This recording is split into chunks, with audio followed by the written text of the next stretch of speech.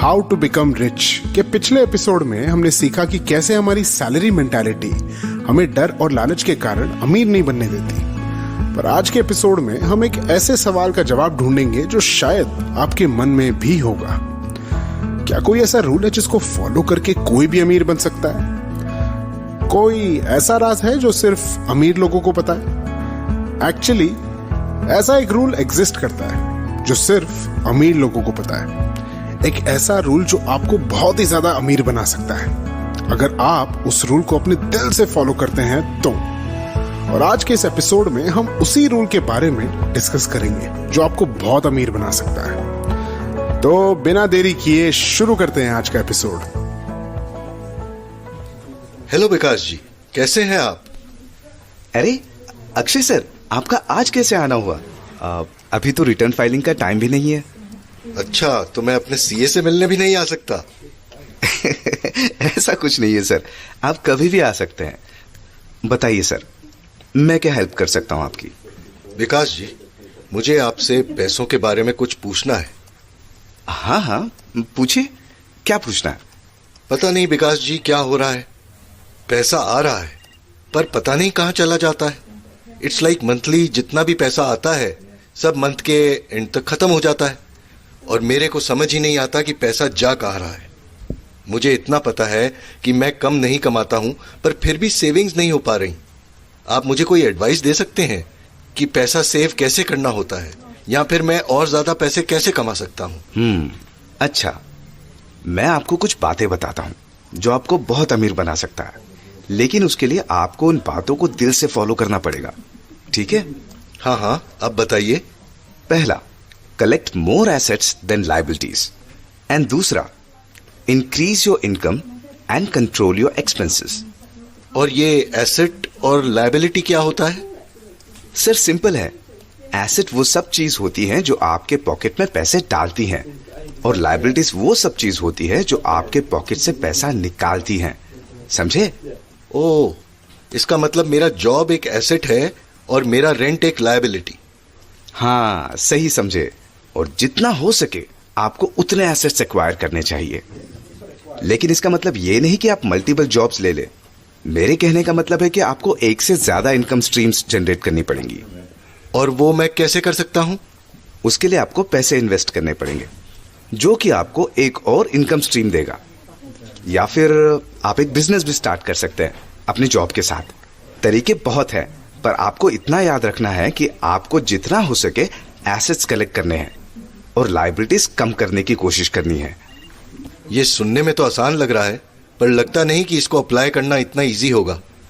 सही बोला आपने, ये सुनने में तो सही लगता है पर इसको इम्प्लीमेंट करना बहुत मुश्किल है। और आप वो कुछ इनकम और एक्सपेंस के बारे में भी बता रहे थे ना? हाँ, तो देखिए, होता क्या है कि जब भी हम ज्यादा पैसे कमाने लगते हैं तो अक्सर हमारे खर्चे भी साथ साथ बढ़ने लगते हैं, और इसको बोलते हैं लाइफस्टाइल इन्फ्लेशन। आपने नोटिस किया होगा कि जॉब के शुरुआती दिनों में आपने सेविंग पे बहुत ज्यादा फोकस किया होगा, पर जब आपका इनकम थोड़ा थोड़ा बढ़ने लगता होगा तब आप ज्यादा पैसे खर्च करने के बारे में सोचने लगे होंगे। आपने सोचा होगा कि नया स्मार्ट वॉच खरीद लेते हैं, एक नए शूज खरीद लेते हैं, जबकि आपको उन सब चीजों की कोई जरूरत भी नहीं होगी। हाँ, सही कह रहे हो, ऐसा होता तो है। सच बताऊं तो इसमें आपकी ज्यादा गलती नहीं है, बस आपके पास एक चीज की कमी है जिसके कारण आप चाहते हुए भी सेविंग नहीं कर पाते। और क्या है वो चीज? Lack of financial education. और इसमें आपकी गलती नहीं है कि आपके पास फाइनेंशियल एजुकेशन नहीं है, क्योंकि हमें कभी टैक्सेस, अकाउंटिंग, ये सब के बारे में सिखाया ही नहीं गया। और अगर सिखाया भी गया तो हम लोगों ने ठीक से ध्यान नहीं दिया, क्योंकि हम तब उसका इंपॉर्टेंस नहीं समझते थे। अगर ऐसा है तो फिर इन सब चीजों को अमीर लोग कैसे इंप्लीमेंट करते हैं?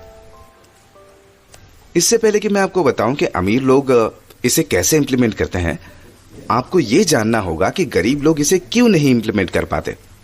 जनरली गरीब लोगों के पास सिर्फ एक स्ट्रीम ऑफ इनकम होता है, सिर्फ एक एसेट, उनका जॉब, और उसी जॉब की इनकम से वो अपनी सारी लायबिलिटीज का खर्चा उठाते हैं, जिसकी वजह से उनकी इनकम बहुत ही जल्दी खत्म हो जाती है। पर अमीर लोग इसका ठीक उल्टा करते हैं। अमीर लोगों के पास जनरली 2-3 एसेट्स होते हैं, उससे ज्यादा भी हो सकते हैं, और जो इनकम उनके एसेट्स जनरेट करते हैं वो उससे और भी एसेट्स खरीदते हैं, लाइक प्रॉपर्टी, शेयर्स, बॉन्ड्स वगैरह वगैरह। और साथ ही साथ वो लाइफस्टाइल इन्फ्लेशन के ट्रैप में भी नहीं फंसते, मतलब कि वो अपने एक्सपेंसेस को कंट्रोल में रखते हैं, बल्कि जितना हो सके उतना ज्यादा सेविंग करते हैं और उन पैसों से फिर से एसेट्स खरीदते हैं, जिसकी वजह से उनके एसेट्स बढ़ते ही जाते हैं और वो बहुत अमीर बन जाते हैं। सही याद दिलाया आपने। एक्चुअली मैं भी एक अपार्टमेंट लोन पर खरीदने की सोच रहा हूँ। I think that would be my biggest asset. नहीं नहीं नहीं नहीं नहीं नहीं नहीं सर, आपका अपार्टमेंट एक एसेट नहीं है, इट्स ए लायबिलिटी, क्योंकि आपका घर आपके पॉकेट से पैसे निकाल रहा है। It's not putting money in your pocket. आपको मेंटेनेंस, प्लम्बिंग, हाउसकीपिंग, लोन, कितनी सारी चीजों का खर्च उठाना पड़ेगा, वो भी हर महीने। सोचा आपने? और पता है जनरली मिडिल क्लास लोग ये करते हैं, they buy a home thinking it's an asset और अपनी पूरी लाइफ 30-40 साल खर्च कर देते हैं उसका लोन भरने में। पर अमीर लोग सही एसेट्स में इन्वेस्ट करते हैं जो फ्यूचर में जाके उनके एक्सपेंसेस और लायबिलिटीज को सरपास कर जाते हैं। अगर आपको सच में एसेट्स में इन्वेस्ट करना है तो आपको लैंड या प्लॉट खरीदना चाहिए। उनकी कीमत आगे चलकर काफी बढ़ती है। अपार्टमेंट की वैल्यू तो फ्यूचर में डिप्रिशिएट भी कर सकती है। बात तो सही कह रहे हैं आप विकास जी। अच्छा हुआ आपने मुझे अपार्टमेंट खरीदने से रोक दिया। अच्छा अभी तो मैं चलता हूँ, पर आगे कोई भी डाउट आता है तो मैं आपसे पूछ लूंगा। जरूर Akshay sir, I would love to help you whenever you have any doubt. Akshay तो समझ गया, क्या आप समझ पाए? अगर आपको अमीर बनना है तो पहले आपको फाइनेंशियली लिटरेट बनना पड़ेगा। उसके बाद जितना हो सके उतने एसेट्स कलेक्ट करने पड़ेंगे और अपनी इनकम को बढ़ाना होगा। साथ ही साथ लाइफस्टाइल इन्फ्लेशन के ट्रैप में नहीं फंसते हुए अपने एक्सपेंसेस को काबू में रखना पड़ेगा। और अगर आप ये सब इंप्लीमेंट करते जाएंगे तो लॉन्ग टर्म में आप जरूर बहुत अमीर बन जाएंगे। तो चलिए फिर मिलते हैं आपसे हाउ टू बिकम रिच के तीसरे एपिसोड में।